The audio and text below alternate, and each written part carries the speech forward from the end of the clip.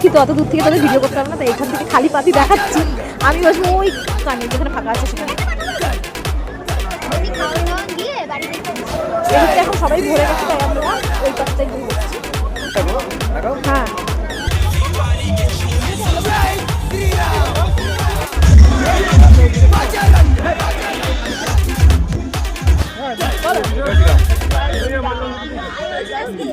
তুমি বলো জয় শ্রীরাম। তুমি বলো জয় শ্রীরাম।